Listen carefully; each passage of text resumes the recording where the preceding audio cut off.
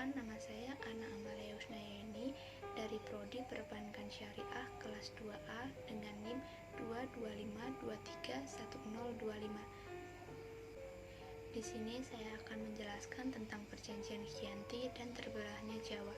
Selamat menyaksikan. Apa sih perjanjian Khianti itu?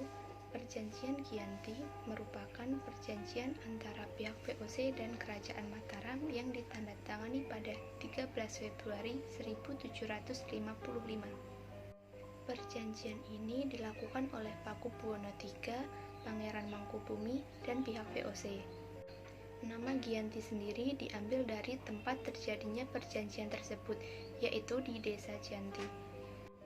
Saat ini wilayah tersebut sudah berganti nama menjadi Dukuh Kerten, Jantiharjo, Karanganyar, Jawa Tengah. Perjanjian ini dibuat untuk menghentikan konflik yang terjadi antara penerus pihak Kerajaan Mataram. Namun, hal itu hanyalah siasat licik yang dilakukan oleh VOC untuk memecah belah Kerajaan Mataram dan ingin mengambil keuntungan dari pertikaian tersebut. Bahkan keluarga Kesultanan Mataram Islam yang sebelumnya menentang pengaruh VOC lama-kelamaan dihasut oleh pihak VOC agar saling curiga dan terjadi perang saudara. Untuk lebih jelasnya, berikut adalah awal mula sejarah perjanjian Khianti yang perlu kita ketahui. Adanya perjanjian Khianti sangat mempengaruhi peradaban di tanah Jawa. Hal ini dikarenakan dengan adanya perjanjian Khianti, maka terbelahlah Kerajaan Mataram Islam yang dulunya berkuasa dan muncullah dua kerajaan baru, yakni Kasunanan Surakarta Hadiningrat dan Kesultanan Yogyakarta Hadiningrat. Pembagian tersebut dimulai dari sebelah timur batas Sungai Opak yang mengalir dekat Candi Prambanan yang dikuasai oleh Susuhunan Pakubuwono III sebagai penguasa Kasunanan Surakarta, dan pada wilayah sebelah barat Sungai Opak milik Kesultanan Yogyakarta yang dipimpin oleh Pangeran Mangkubumi. Dalam sejarahnya penyebab terjadinya perjanjian Khianti, terdapat 3 tokoh utama yang terlibat dalam konflik tersebut. Yang pertama yaitu Pangeran Prabu Suryasa atau Susuhan Pakubuwono II, dan yang kedua yaitu Pangeran Mangkubumi atau Sultan Mangkubuwono I, dan yang ketiga yaitu Raden Mas Said atau Pangeran Sambernyawa. Susuhan Pakubuwono II dan Sultan Mangkubuwono I merupakan kakak beradik yang merupakan putra dari Amangkurat IV, sedangkan Raden Mas Said merupakan cucu dari Amangkurat IV. Setelah Amangkurat wafat, Pangeran Mangkubumi dan Raden Mas Said merasa sama-sama berhak mendapatkan bagian dari Amangkurat IV.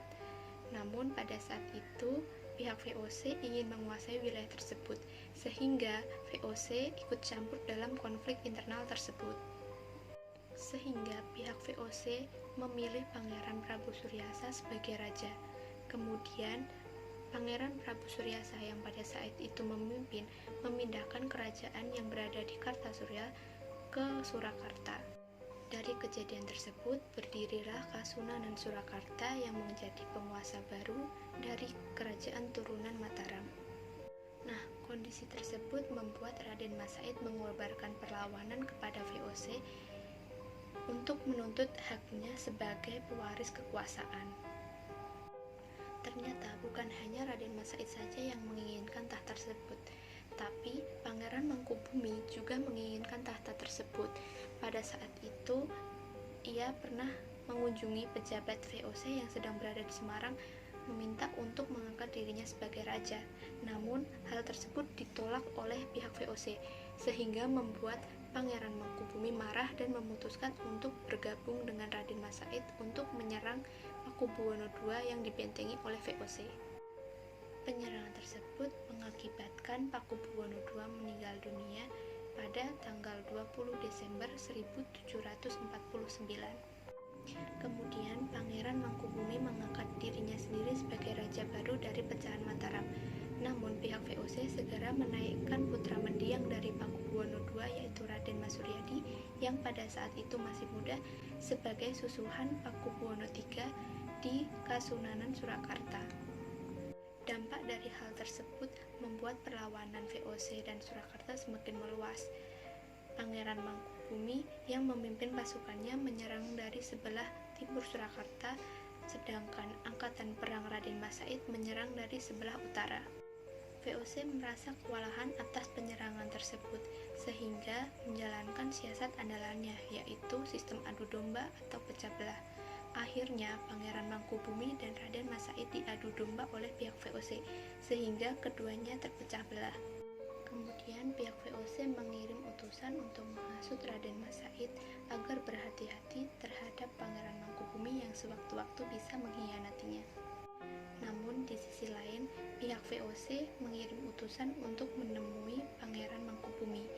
VOC membujuk Pangeran Mangkubumi dengan menjanjikan setengah wilayah kekuasaan Mataram yang saat ini dipegang oleh Raden Mas Suryadi. Sehingga VOC memanggil keduanya untuk merundingkan pembagian kekuasaan. Perundingan tersebut terjadi pada tanggal 22 hingga 23 September 1754. Dari pertemuan tersebut dihasilkan suatu perjanjian, yaitu Perjanjian Kianti, yang ditandatangani pada tanggal 13 Februari tahun 1755 dan dilakukan oleh tiga pihak. Pihak yang pertama yaitu pihak dari pemerintah Hindia Belanda yang dilakukan oleh Nicholas Heriting.